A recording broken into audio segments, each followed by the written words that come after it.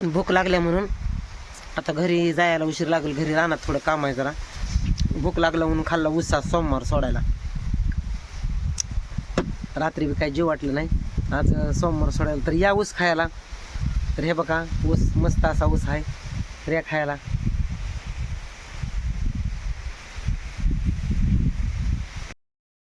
नमस्कार मित्रांनो, सगळ्याला गुड आफ्टरनून, सगळ्याला शुभ सोमवार.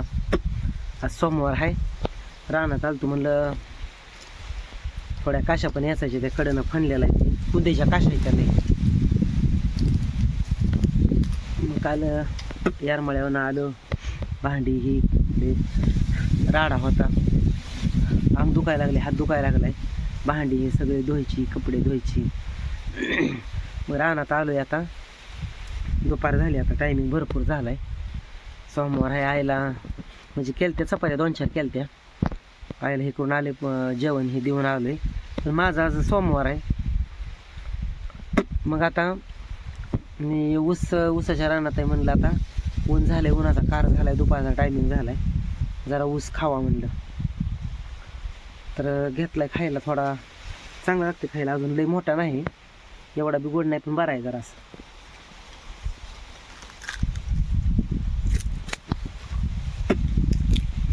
जेवायला बघू संध्याकाळी. सोमवार सोडायला लागला आता. दुपार झालाय, 4-5 वाजता जर जायचं म्हणलं तर नाही राडा होत जेवायचा.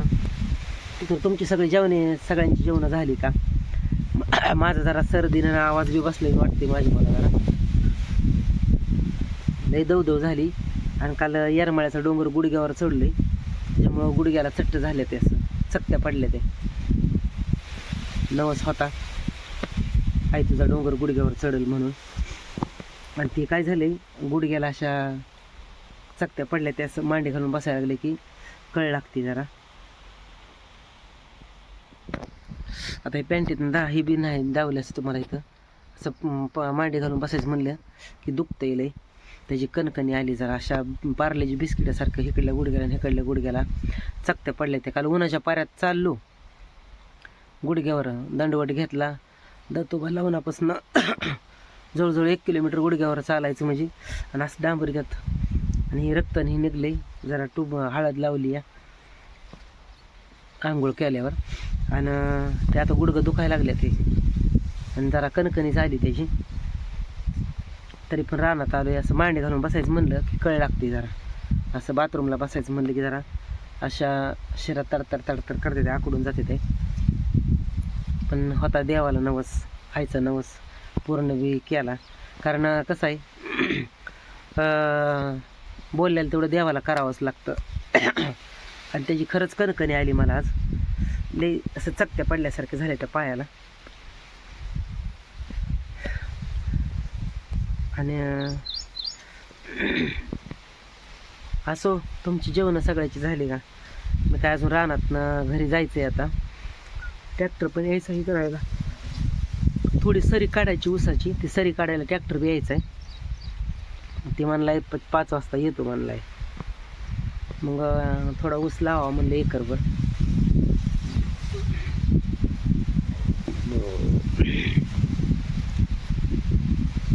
रात्री यायला उशीर झाला.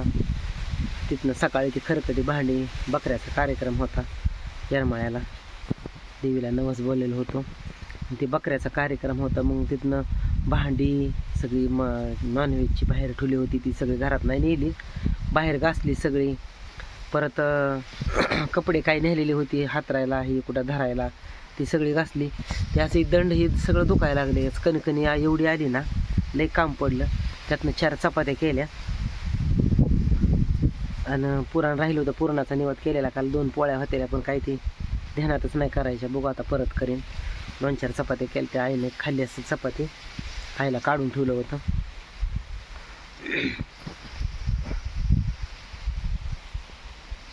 आणि मला एक दादाची कमेंट आली ती, योगेश भाऊ मी तुमचा व्हिडिओ दुबोळीनं बघतोय, तर आपल्यातल्या पावसाचा व्हिडिओ पाठवा. तर दादा, पाऊस मुंबई पुण्याला आहे बरं का, पण इकडं आमच्याकडं नाही पाऊस. नुसतं वारं सुटलं आहे.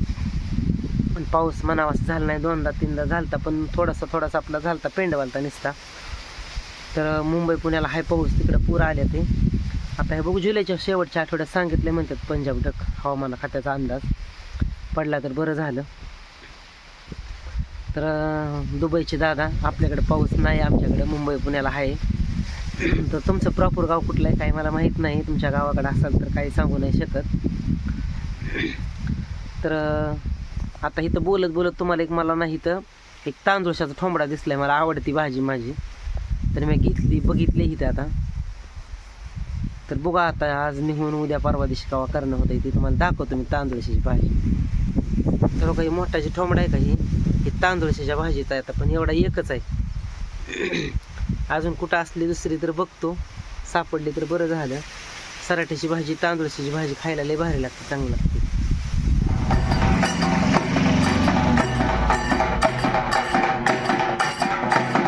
मग तू आला पाहिजे, तू आला पाहिजे मग उगाच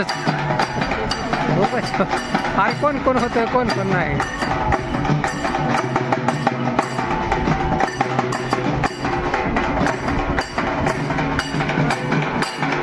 काय आपल्याला करायचं परत राहिलं काय त्यांना कुठलं करायचं.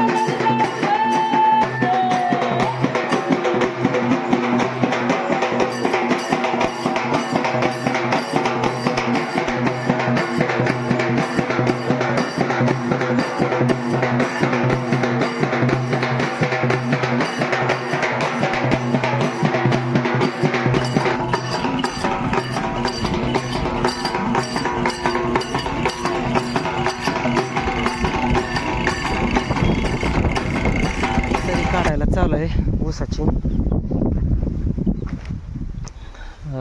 ऊस लावायचा का काय लावायचं बघूया आपण. सरी तर काढायला चालू आहे आता सध्या. अशा पद्धतीनं काढली सरी, खोल लांब सरळ.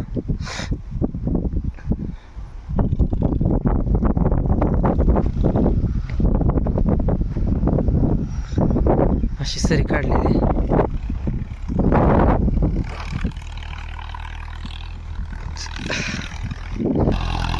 अशी ट्रॅक्टरनं सरी काढायला चालू आहे.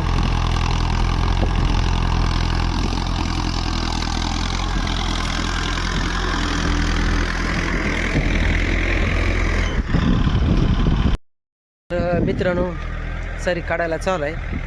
आता घरी जायचं, घरी काय गेलो नाही अजून, थोडी राहिली. आता ट्रॅक्टर उशिरा आला.